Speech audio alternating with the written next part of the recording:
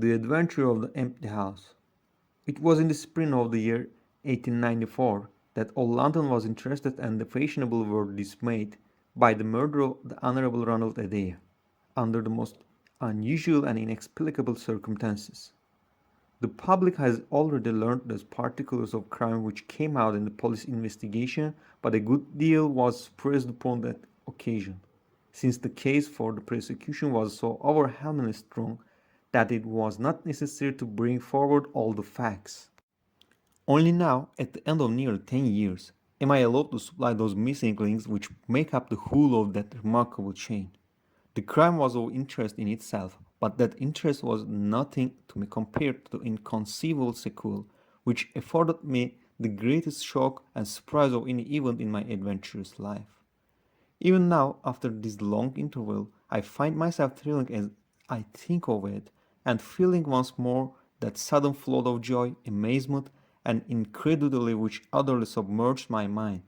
Let me say to that public, which has shown some interest in those glimpses which I have occasionally given them of the doves of actions, a very remarkable man, that they are not to blame me if I have not shared my knowledge with them, for I should have considered it my first duty to do so had I not been barred by a positive prohibition from his own lips, which was only withdrawn upon the 3rd of last month. It can be imagined that my close intimacy with Sherlock Holmes had interested me deeply in crime, and that after his disappearance I never failed to read with care the various problems which came before the public, and I even attempted, more than once, for my own private satisfaction, to employ his methods in their solution, though with indifferent success. There was none, however, which appealed to me like this tragedy of Ronald Adair. As I read the evidence at the inquest, which led up to a verdict of wilful murder against some person or person unknown, I realized more clearly than I had ever done the loss which the community has sustained by the death of Sherlock Holmes. There were points about this strange business which would, I was sure, have specially appealed to him, and the efforts of the police would have been supplemented or more probably anticipated by the trained observation and the alert mind of the first criminal agent in Europe. All day, as I drove upon my round, I turned over the case in my mind and found no explanation which appeared to me to be adequate. At the risk of telling a twice told tale, I will recapitulate the facts as they were known to public at the conclusion of the inquest.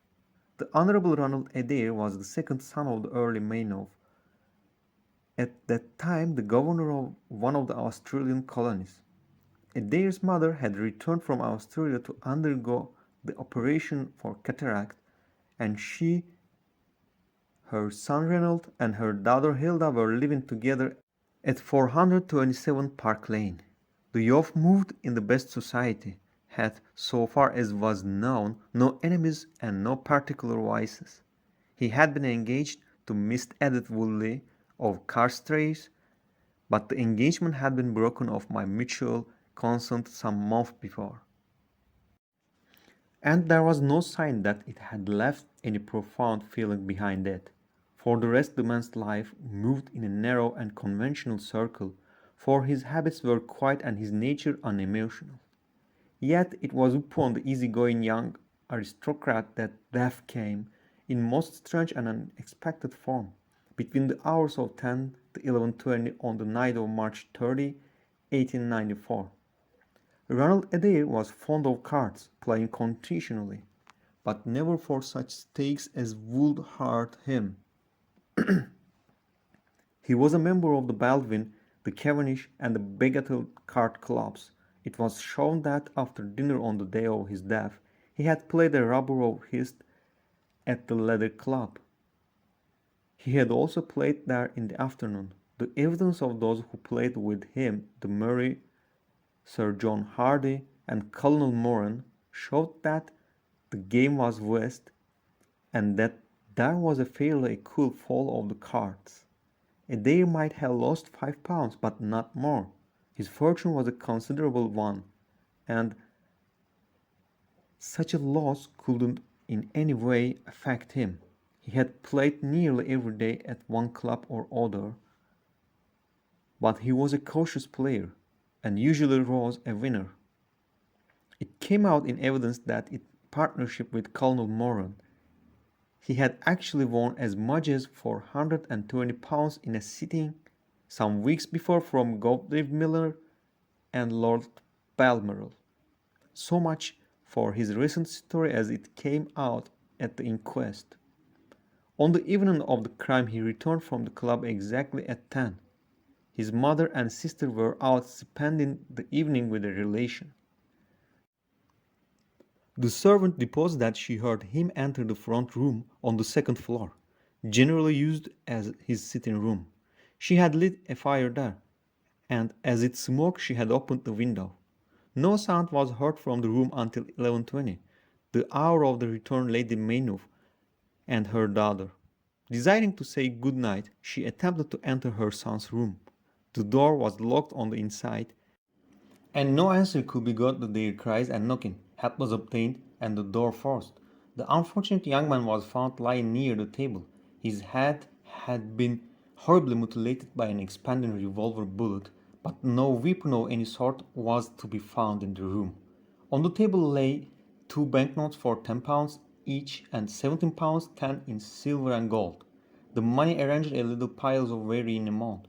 There were some figures also upon a sheet of paper, with the names of some club friends opposite to them, from which it was conjectured that before his death he was endeavoring to make out his losses or winnings at cards. A minute examination of the circumstances served only to make the case more complex. In the first place, no reason could be given why the young man should have fastened the door upon the inside.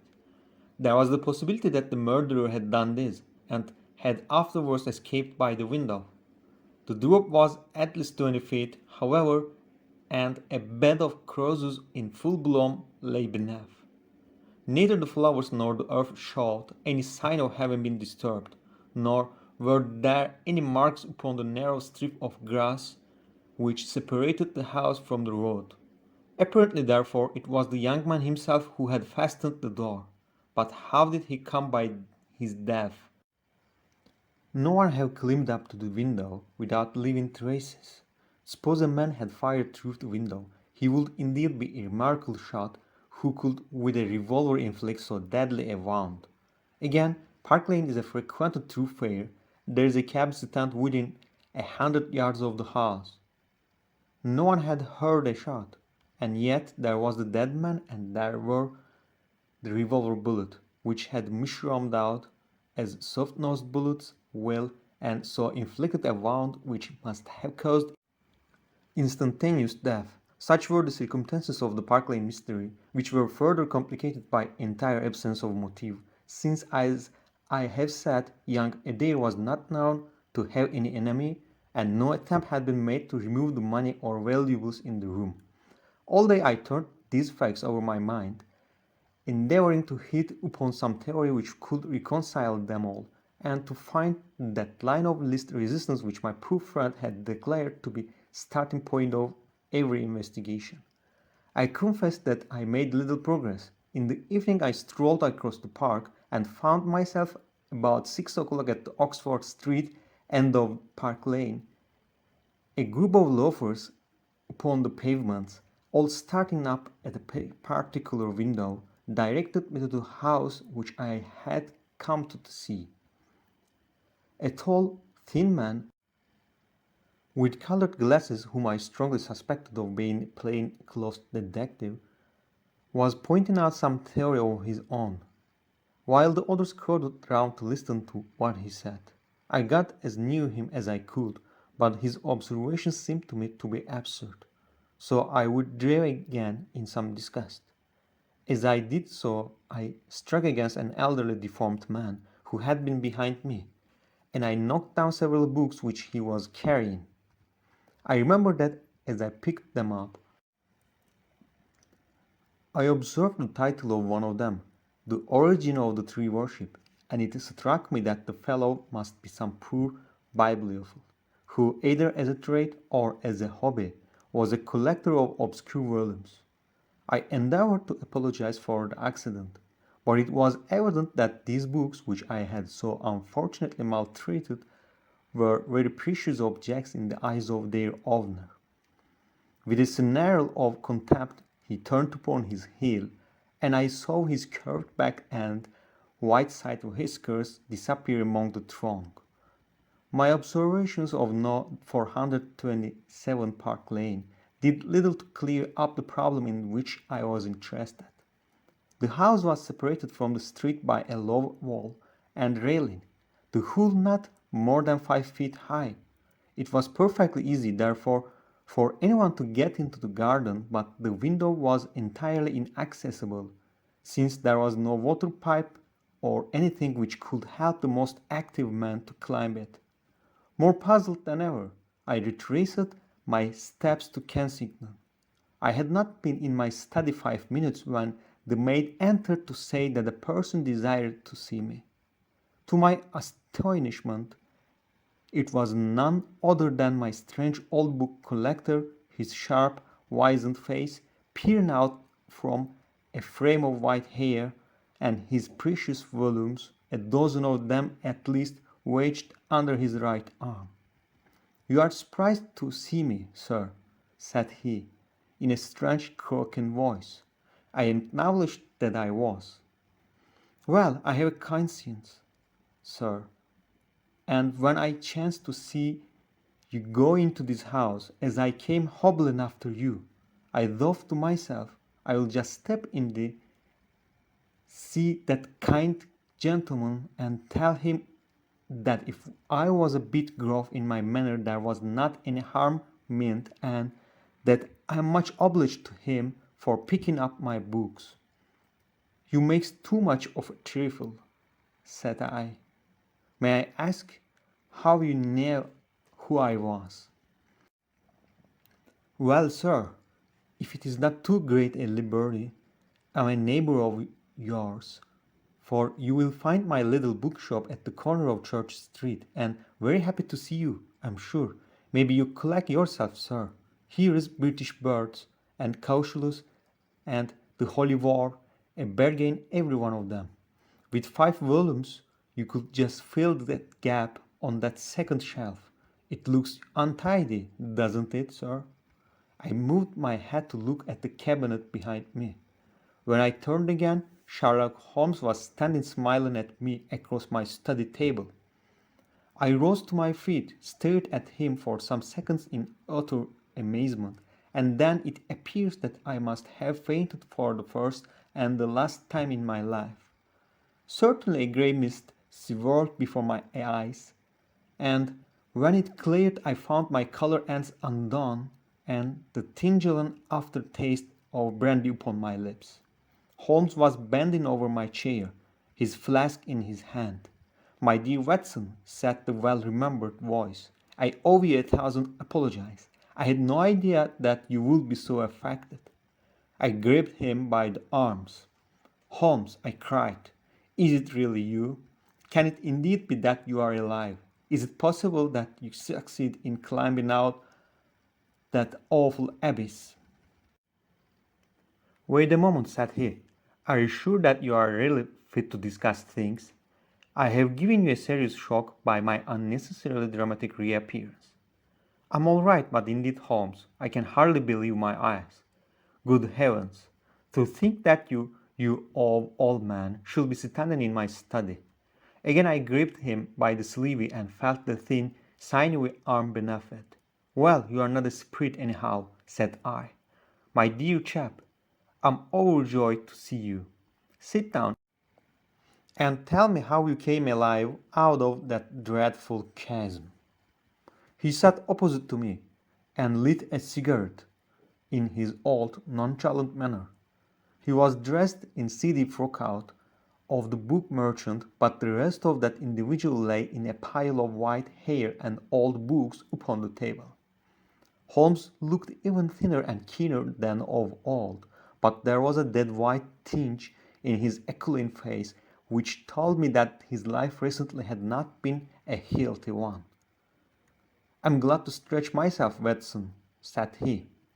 It's not joke when a tall man has to take a foot off his stature for several hours on end. Now, my dear fellow, in the matter of these explanations, we have, if I may ask for your cooperation, a hard and dangerous night's work in front of us. Perhaps it would be better if I gave you an account of the whole situation when that work is finished. I'm full of curiosity. I should much prefer to hear now. You will come with me tonight, when you like and where you like. This is, indeed, like the old days. We shall have time for a mouthful of dinner before we need go. Well, then, about the chasm. I had no serious difficulty in getting out of it, for the very simple reason that I never was in it. You never were in it? No, Watson, I never was in it. My note to you was absolutely genuine. I had little doubt that I had come to the end of my career when I perceived the somewhat sinister figure of the late Professor Monetary standing upon the narrow pathway which led to safety. I read an inexorable purpose in his grey eyes. I exchanged some remarks with him, therefore, and obtained the courteous permission to write short note, which you afterwards received. I left it with my cigarette box and my stick, and I walked along the pathway, Murder still at my heels. When I reached the end, I stood at bay. He drew no weapon, but he rushed at me and threw his long arms around me. He knew that his own game was up, and was only anxious to revenge himself upon me. We tottered together upon the brink of the fall. I have some knowledge, however, of Baritsu, or the Japanese system of wrestling, which has more than once been very useful to me. I slipped through his grip, and he, with a horrible scream, kicked madly for a few seconds and clawed the air with both his hands. But for all his efforts, he couldn't get his balance, and over he went. With my face over the brink, I saw him fall for a long way. Then he struck a rock, bounded off, and splashed into the water. I listened with amazement to this explanation, which Holmes delivered between the puffs of his cigarette. "But the tracks," I cried. "I saw with my own eyes that two went down the path and none returned." It came about in this way. The instant that the professor had disappeared, it struck me what a really extraordinarily lucky chance fate had placed in my way. I knew that the Mauritanian was not the only man who had sworn my death. There were at least 3 others whose desire for vengeance upon me would only be increased by the death of their leader. They were all most dangerous men. One or other would certainly get me. On the other hand, if all the world was convinced that I was dead, they would take liberties. These men, they would soon lay themselves open, and sooner or later I could destroy them.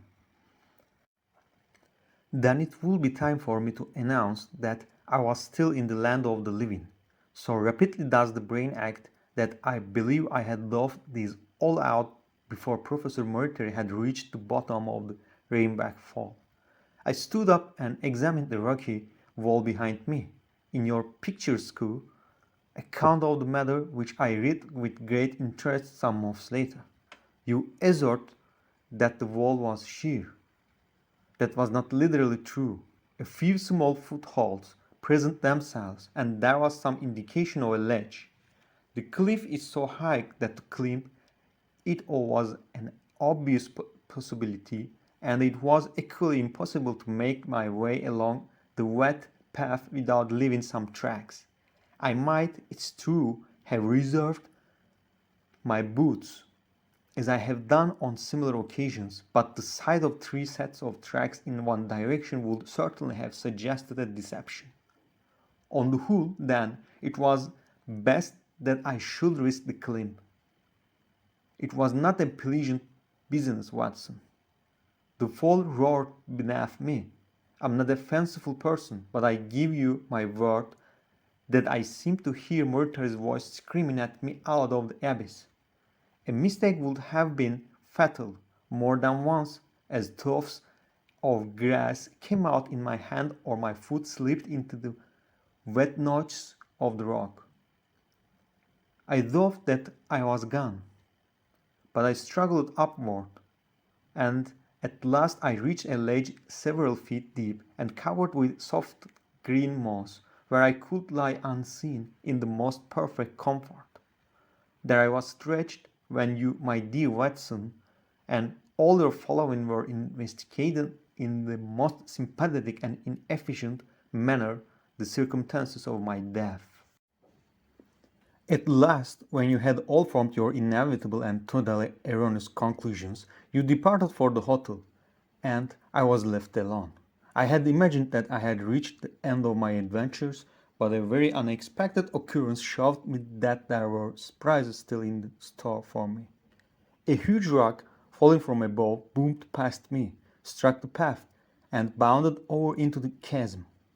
For an instant, I thought that it was an accident, but a moment later, looking up, I saw a man's head against the darkening sky, and another stone struck the very ledge upon which I was stretched, within the foot of my head. Of course, the meaning of this was obvious. Murray had been alone, a confederate, and even that one glance had told me how dangerous a man that confederate was, had kept guard while the professor had attacked me. From a distance, unseen by me, he had been a witness of his friend's death and of my escape.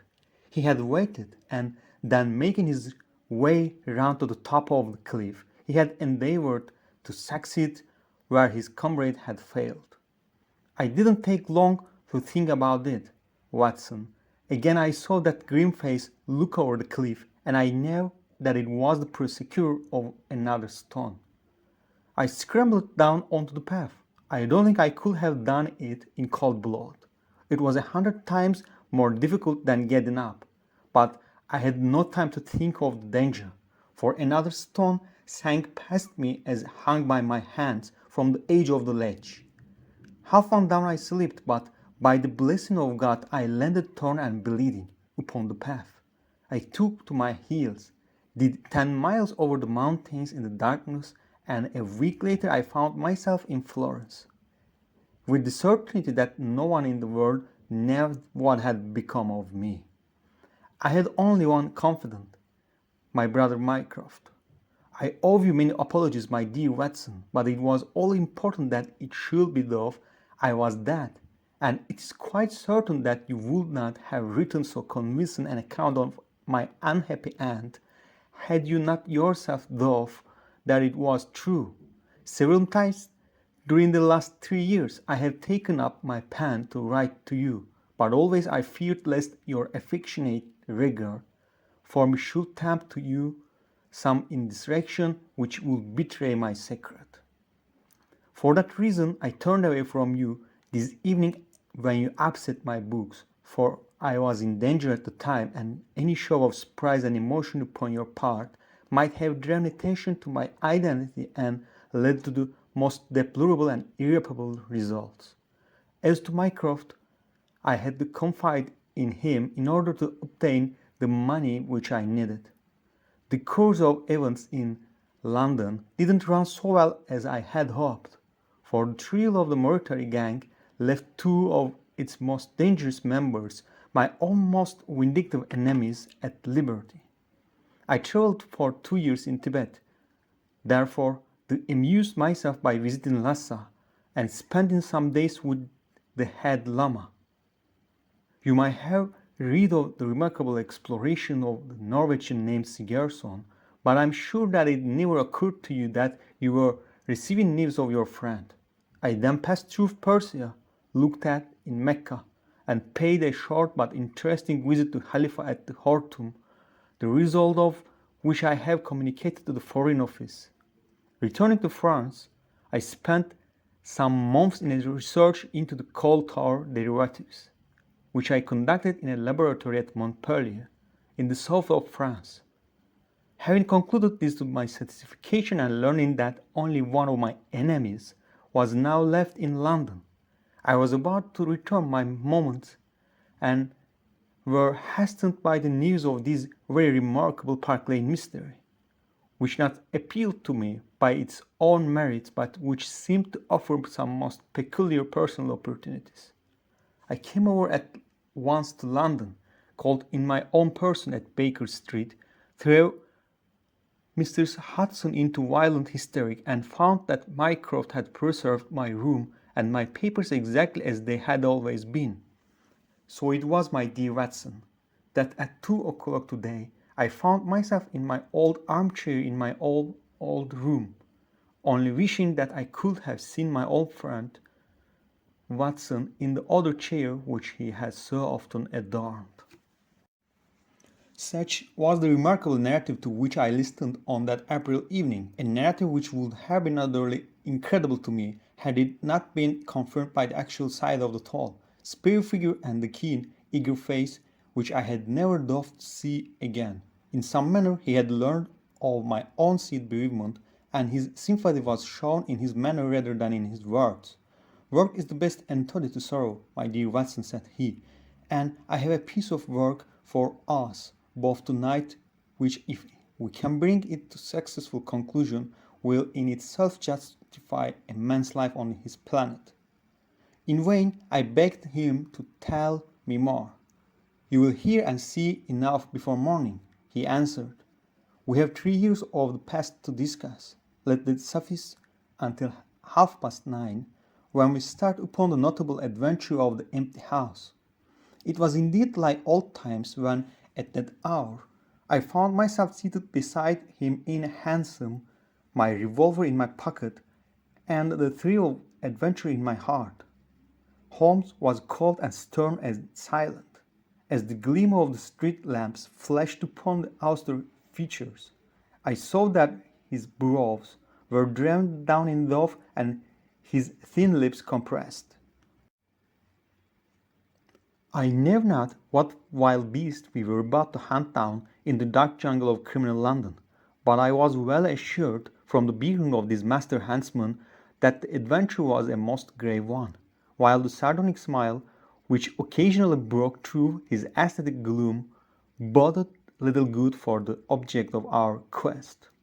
I had imagined that we were bound for Baker Street, but Holmes stopped the cab at the corner of Cavendish Square. I observed that as he stepped out he gave a most searching glance to right and left, and at every subsequent street corner he took the utmost pains to assure that he was not followed. Our road was certainly a singular one. Holmes' knowledge of byways of London was extraordinary, and on this occasion he passed rapidly with an assured step through a network of mews and stables, the very existence of which I had never known. We emerged at last into a small road lined with old gloomy houses, which led us into Manchester Street, and so to Blandford Street. Here he turned swiftly down a narrow passage, passed through a wooden gate into a deserted yard, and then opened with a key back door of a house. We entered together, and he closed it behind us. The place was pitch dark, but it was evident to me that it was an empty house. Our feet creaked and crackled over the bare planking, and my outstretched hand touched a wall from which the paper was hanging in ribbons. Holmes' cold, thin fingers closed round my wrist and led me forward down a long hall until I dimly saw the murky fanlight over the door.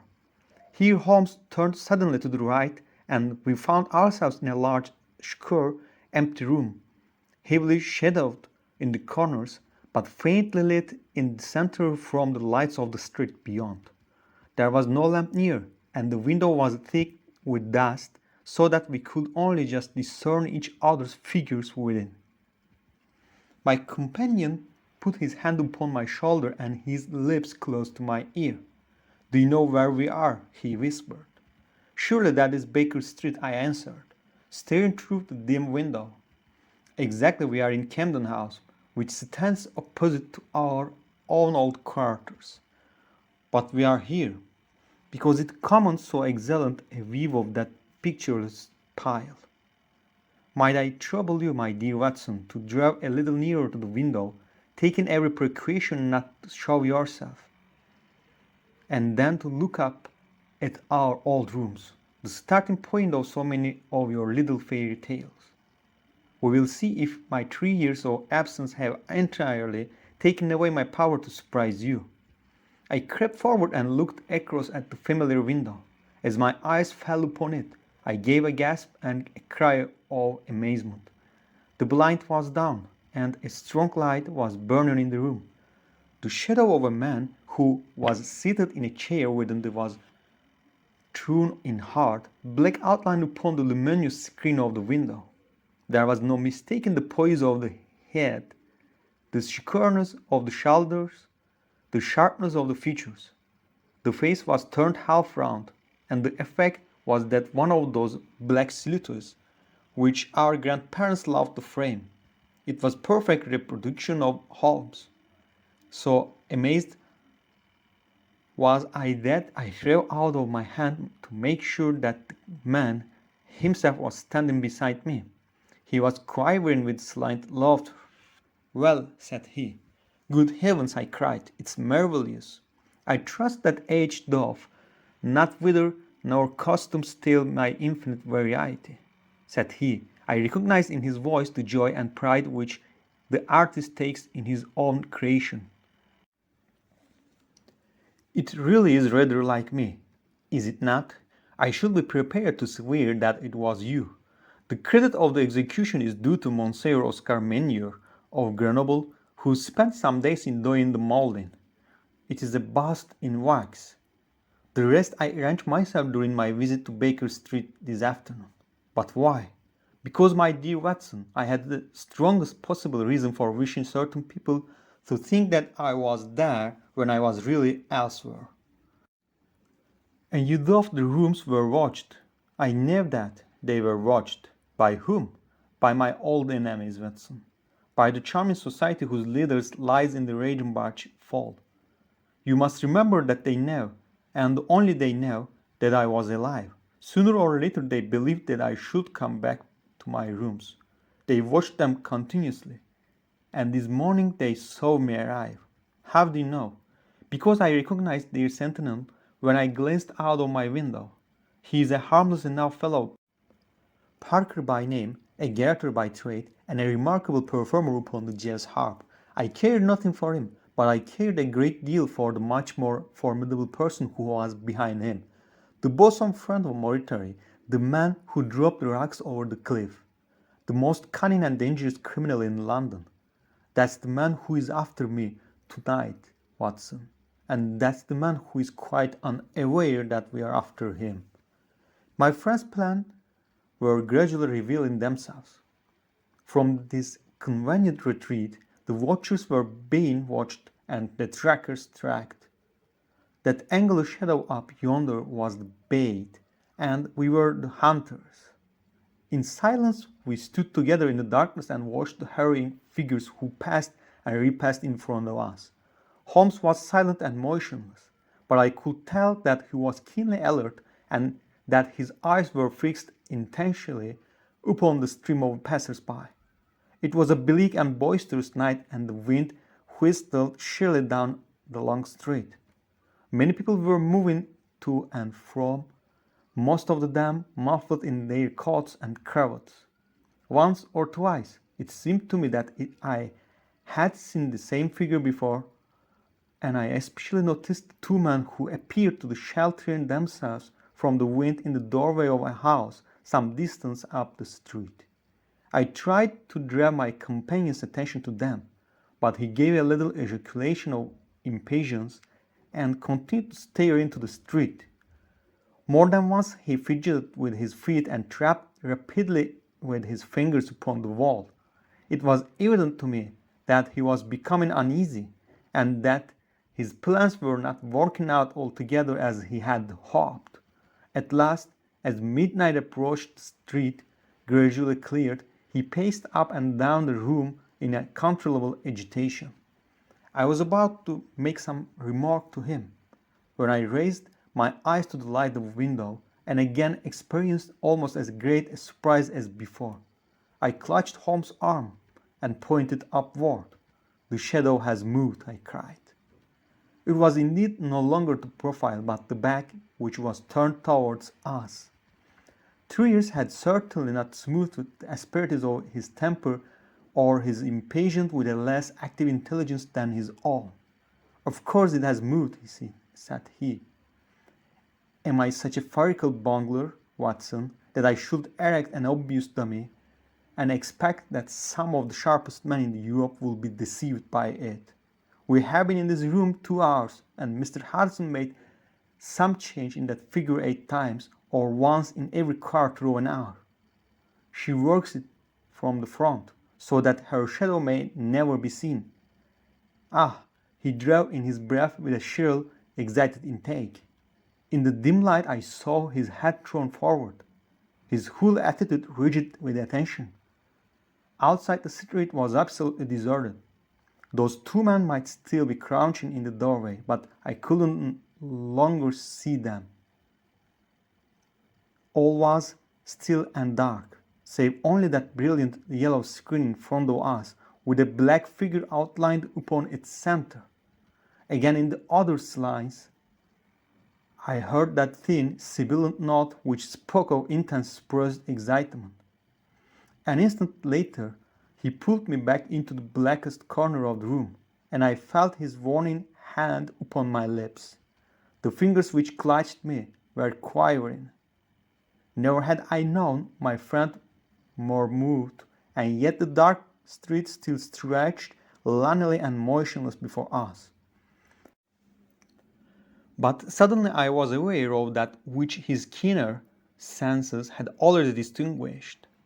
A low, stealthy sound came to my ears, not from the direction of Baker Street, but from the back of the warehouse in which we lay concealed. A door opened and shut. An instant later steps crept down on the passage, steps which were meant to be silent, but which reverted harshly through the empty house. Holmes crouched back against the wall, and I did the same, my hand closing upon the handle of my revolver. Peering through the gloom, I saw the vague outline of a man, a shade blacker than the blackness of the open door. He stood for an instant, and then he crept forward, crouching, menacing, into the room. He was within 3 yards of us, this sinister figure, and I had braced myself to meet his spring before I realized that he had no idea of our presence. He passed close behind us, stole over the window, and very softly and noiselessly raised it for half a foot. As he sank to the level of this opening, the light of the street, no longer dimmed by the dusty glass, fell full upon his face. The man seemed to be beside himself with an excitement. His 2 eyes shone like stars, and his features were working convulsively. He was an elderly man, with a thin, projecting nose, a high bald forehead, and a huge grizzled mustache.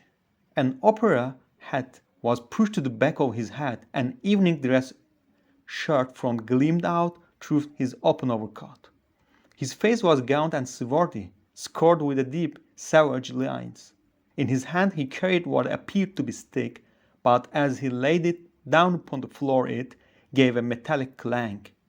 Then from the pocket of his overcoat he drew a bulky object, and he busied himself in some task which ended with a loud, sharp click, as if a spring or bolt had fallen into its place.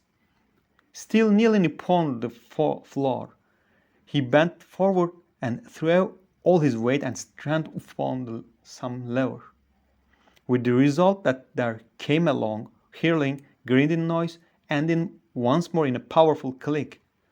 He straightened himself then, and I saw that what he had in his hand was a sort of gun with a curiously misshapen butt. He opened it at the breech, put something in, and snapped the brick lock. Then, crouching down, he rested the end of the barrel upon the ledge of the open window, and I saw his long mustache droop over the stock, and his eye gleam as it peered along the sides. I heard a little sigh of satisfaction as he cuddled but into his shoulders. and I saw that amazing target, the black man on the yellow ground, standing clear at the end of his foresight. For an instant he was rigid and motionless. Then his finger tightened on the trigger. There was a strange loud hiss and a long silvery tinkle of a broken glass. At that instant Holmes sprang like a tiger onto the marksman's back and hurled him flat upon his face. He was up again in a moment, and with convulsive strength he seized Holmes by the throat, but I struck him onto the head with the butt of my revolver, and he dropped again upon the floor. I fell upon him, and as I held him my comrade blew a shrill call upon the whistle. There was the clatter of running feet upon the pavement, and two policemen in uniform with one plainclothes detective rushed through the front entrance and into the room. "That you, Lestrade?" said Holmes. "Yes, Mr. Holmes. I took the job myself. It's good to see you back in London, sir." "I think you want a little unofficial help. 3 undetected murders in 1 year won't do, Lestrade. But you handled the Molesley mystery with less than your usual. That's to say, you handled it fairly well." We had all risen to our feet, our prisoner Breffenhart with a stalwart constable on each side of him. Already a few loiterers had begun to collect in the street. Holmes stepped up to the window, closed it, and dropped the blinds. Lestrade had produced 2 candles, and the policemen had uncovered their lanterns. I was able at last, to have a good look at our prisoner. It was a tremendously virile and yet sinister face which was turned towards us, with the brow of philosopher above the jaw of the sensualist below. The man must have started with great capacities for good or for evil, but one could not look upon his cruel blue eyes, with their dropping cynical lids, or upon the fierce, aggressive nose and the threatening deep-lined brow, without reading nature's plainest danger signals. He took no heed of any of us, but his eyes were fixed upon Holmes' face with an expression in which hatred and amazement were equally blended. "You friend," he kept on muttering, "you clever, clever friend." "Ah, Colonel," he said, arranging his rumpled collar, "journeys end in lovers' meetings, as the old play says. I don't think I have had the pleasure of seeing you since you favored me with those attentions as I lay on the ledge above the rainbow fall." The colonel still stared at my friend like a man in a trance. "You cunning, cunning friend," was all that he could say. "I have not introduced you yet," said Holmes. "This gentleman is Colonel Sebastian Moran, once of Her Majesty's Indian Army, and the best heavy game shot that our Eastern Empire was ever produced. I believe I am correct, Colonel, in saying that your bag of triggers still remains unrevolved." The fierce old man said nothing, but still glared at my companion. With his savage eyes, bristling moustache, he was wonderfully like a tiger himself. I wondered that my very simple stratagem could deceive so old a shakiri, said Holmes. "It must be very familiar to you. Have you not tethered a young kid under a tree, lain above it with your rifle, and waited for the bait to bring up your tiger? This empty house is my tree, and you are my tiger. You have possibly had other guns in reserve in case there should be several tigers, or in the unlikely supposition of your own aim fell on you. These," he pointed around, "are my other guns. The parallel is exact." Colonel Moran sprang forward with a snarl of rage, but the constable dragged him back. The fury upon his face was terrible to look at. "I confess that you had one small surprise for me," said Holmes. "I didn't anticipate that you would yourself make use of this empty house and this convenient front window. I had imagined you as operating from the street, where my friend Lestrade and his merry men were awaiting you." With that exception, All has gone as I expected. Colonel Moran turned to the official detective. You may or may not have just cause for arresting me, said he, but at least there can be no reason why I should submit to the gibes of the person. If I am in the hands of the law, let things be done in a legal way. Well, that's reasonable enough, said Lestrade. Nothing further you have to say, Mr. Holmes, before we go? Holmes had picked up the powerful air gun from the floor and was examining its mechanism. An admirable and unique weapon, said he, noiseless and a tremendous power. I knew one Herder, the blind German mechanic, who constructed it to the order of the late Professor Moriarty. For years I have been aware of its existence, though I have never before had the opportunity of handling it. I commend it very special to your attention. Lestrade and also the bullets which fit it. You can trust us to look after that, Mr. Holmes, said Lestrade, as the whole party moved towards the door. Anything further to say? Only to ask what charge you intend to prefer. What charge, sir? Why, of course, the attempted murder of Master Sherlock Holmes. Not so, Lestrade. I do not propose appear in the matter at all. To you, and to you only, belongs the credit of the remarkable arrest which you have effected. Yes, Lestrade, I congratulate you. With your usual happy mixture of cunning and audacy, you have got him. Got him? Got whom, Mr. Holmes? The man that the whole force has been seeking in vain, Colonel Sebastian Moran, who shot the Honorable Ronald Adair with an expanding bullet from an air gun through the open window of the second floor front of No. 427 Park Lane, upon the 30th of last month. That's the charge, Lestrade. And now, Watson, if you can endure the draught from the broken window, I think that half an hour in my study over a cigar may afford you some profitable amusement.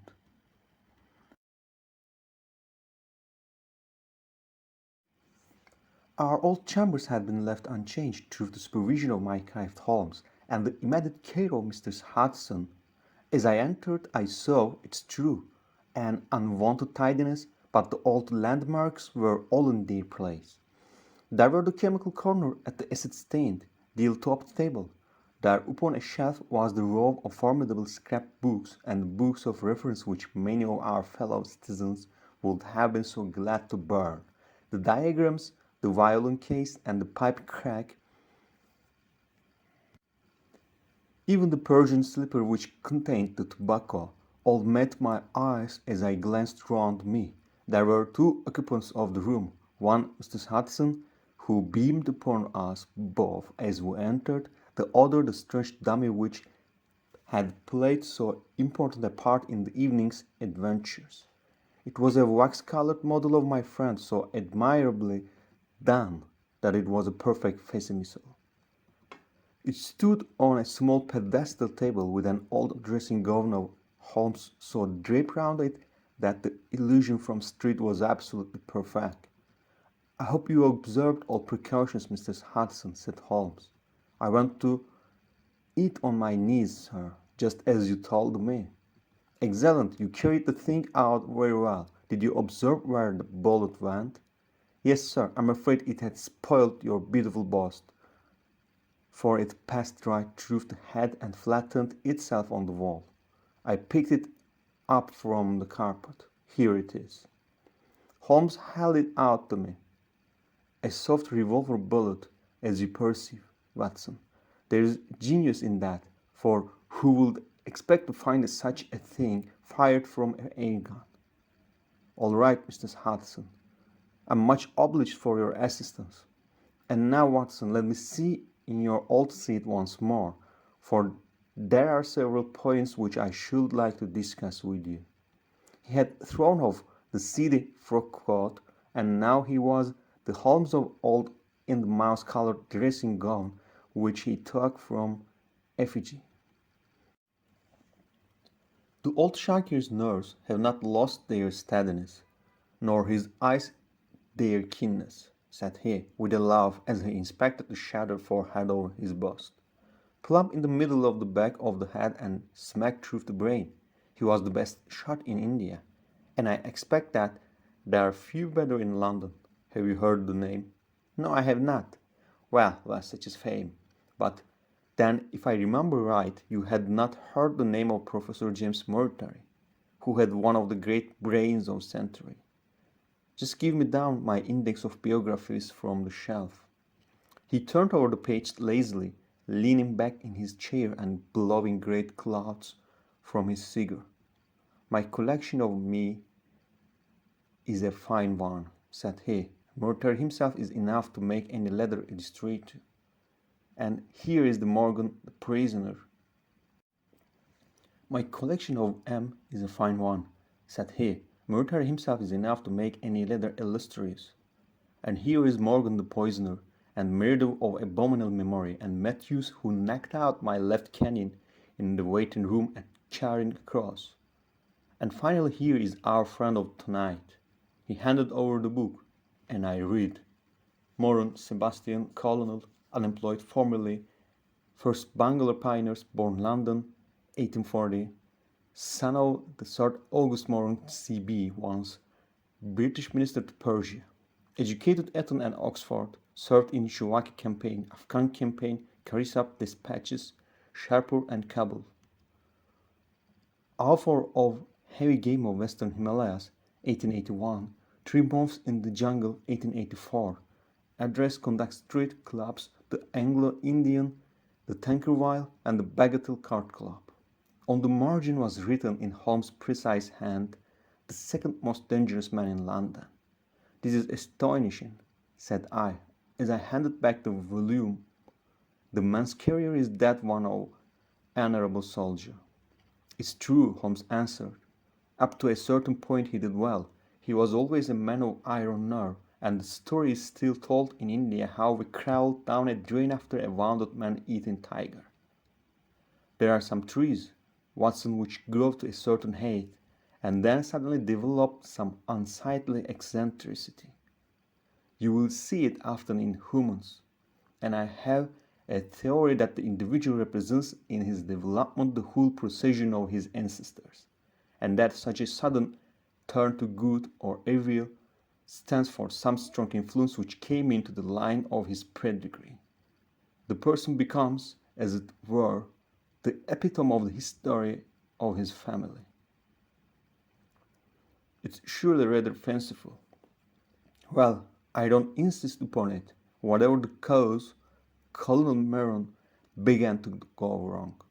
Without any open scandal, he still made India too hot to hold him. He retired, came to London, and again acquired an evil name. It was at this time that he was sought out by Professor Murray, to whom for a time he was chief of the staff.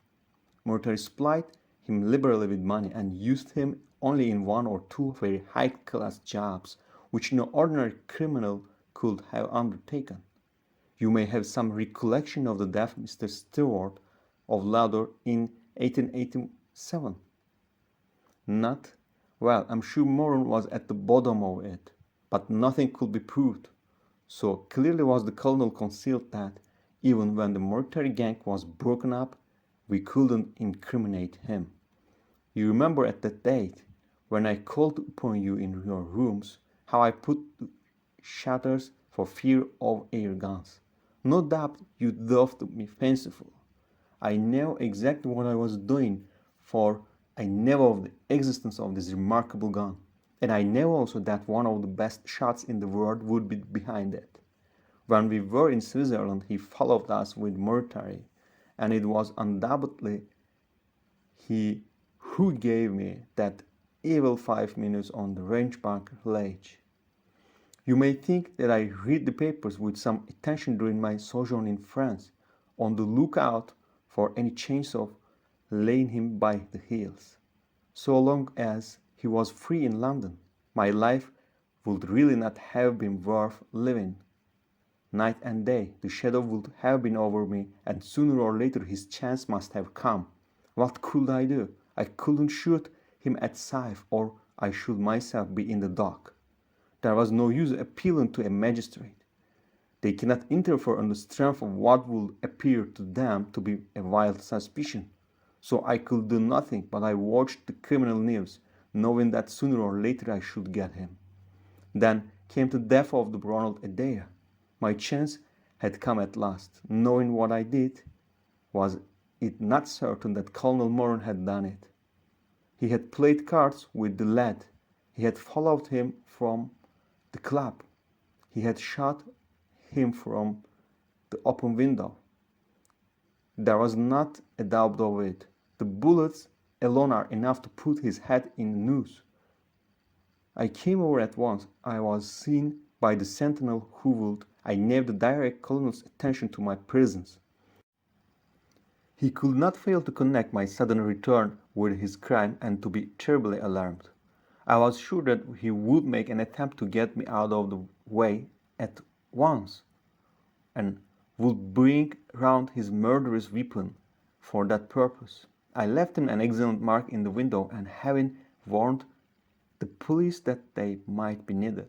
By the way, Watson, you spot their presence in the doorway with unerring accuracy.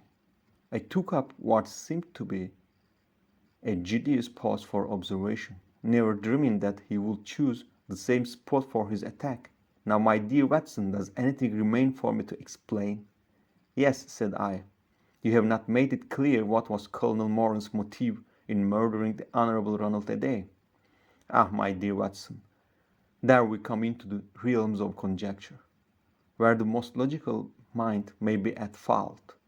Each may form his own hypothesis upon the present evidence, and yours is as likely to be correct as mine. You have formed one, then?